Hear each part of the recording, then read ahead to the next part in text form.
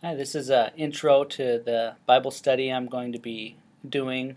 It's a series called Like No Other, and it's going to cover Jesus' life from promise like no other, a birth like no other, power like no other, teaching, etc., all the way up to his death. So we're going to do a whole extensive study. I thought I'd do this little intro video so that just to give you a taste of where we're going with things and what we're going to study. Um, Something interesting I come up with because we want to know who Jesus is.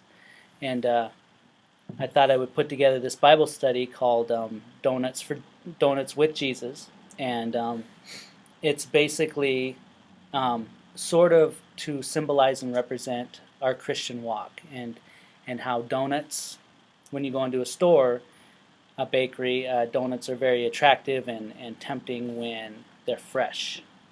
The stale ones that are the day olds that are marked down, they're not as attractive. We're not drawn to those because they've been sitting there, and so it kind of mirrors our Christianity and how we should keep our Christian faith fresh, how we should keep a positive attitude, a smile is on our faces, draw people in so that they can ask those questions of why are you so happy, why are things clicking for you, why does your life work so good, I want to know, I want what you have. And so that would open doors for you to explain what's going on in your heart and in your mind. And so that's kind of the gist of what this study is going to be, is who is Jesus? And we're going to walk through the whole story of who he is, and it's going to take several weeks. But I decided to videotape as much as I can and make some videos and post those too, so that people who can't make it, we can share with them. And so, so just as a little intro, this isn't the actual study that we're going to do, but just to give you tidbits of little information on Christ. And something I found interesting on online, I found a lot of different studies from biblical scholars, and they have put together the meanings of the various names in the genealogy from Adam to Noah. And this is in Genesis chapter 5. You can go through the genealogy there. And it goes in more depth with how long people lived and when they died and on and on. But what they've discovered by looking up the meaning of these names is pretty interesting. And so as we go through the genealogy, I'm going to do this really quick. God was translated from the ancient Hebrew as meaning the God. Adam means man. Seth means is appointed. Enosh means a mortal man of. Kenan means sorrow is born. Mahalalel means a glory of God. Jared means shall come down. Enoch, his meaning is instructing that. Methuselah means his death shall bring. Lamech means those in despair. Noah means comfort and rest. Now, what's really interesting about the meanings of these names is when you put them together, it forms a sentence. And this says, the God-man is appointed, a mortal man of sorrow is born. The glory of God shall come down, instructing that his death shall bring those in despair comfort and rest. So it was predicting the birth of Christ and his sacrifice, and God's had everything mapped out from the beginning. He knows what he's doing. And I just think it's such a beautiful thing to hear just little tidbits. I'm just amazed. I think when I go to heaven, there's so many things I'm going to learn that I didn't even realize was in the Bible and in these stories and in my Christ and in my God. And we're gonna have all of eternity to learn that stuff. So I'm going to read from Colossians chapter 1, 15 through 20. We're just going to pick this apart really quick and take a look at this. So this is talking about the supremacy of Christ. And it says, He is the image of the invisible God, the firstborn over all creation. For by him all things were created, things in heaven and on earth, visible and invisible, whether thrones or powers or rulers or authorities, all things were created by him and for him. He is before all things, and in him all things hold together. And he is the head of the body, the church. He is the beginning and the firstborn from among the dead, so that in everything he might have the supremacy. For God was pleased to have all his fullness dwell in him, and through him to reconcile to himself all things, whether things on earth or things in heaven, by making peace through his blood shed on the cross. Now, something interesting that I want to pick apart here. It talks about the firstborn at the beginning. It says that in verse 15, he is the image of the invisible God, the firstborn over all creation. And what's interesting about that is if we turn to the book of Genesis,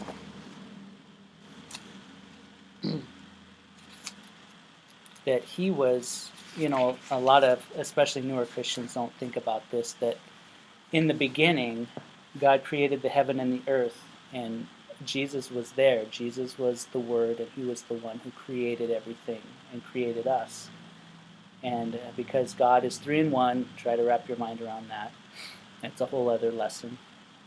But so this is pretty interesting, and a little side note I think is fun with this first chapter is a lot of scientists in the last 100 years or so have really formulated and put together what makes you exist. And they've come up with some elements that you have to exist. Pretty interesting. We're pretty smart with our science. And they came up with you need to have matter, you need to have space, and you need to have time. So for me to be here, I have to be made up of something, I have to exist within a space, and I have to exist within time. So that's pretty interesting for our existence. And what's fascinating about that is God put this right in the beginning of his book. So God's always known that these are the elements that are needed to exist. In the beginning, God created the heavens and the earth. Now the earth was formless and empty. Darkness was over the surface of the deep, and the Spirit of God hovering over the waters. So what he's saying here is, in the beginning, that's time, God created the heavens, that's space, and the earth, and that's matter. And he had it all listed right there in the first sentence. Pretty cool. So, as we go back to Colossians, and we are in Colossians 1:15.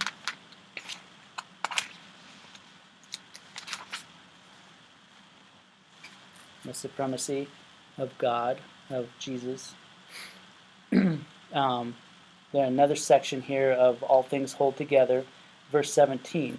He is before all things, and in him all things hold together. Now there's an interesting video segment. I'm going to leave a post here for a link that it goes to another video that sums this all up. And it's such an amazing journey. This guy talks about how Christ holds all things together. It's a great video. I encourage you to check that out. It's really cool. And I'd love to just splice it in here, but it's somebody else's show, so I'll let you look that up. And then the part where it says reconcile. Let's see where that's at. That was pleased.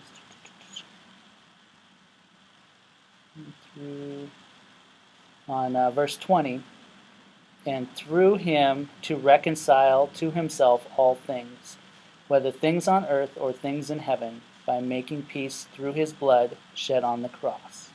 So he's talking about reconciling here.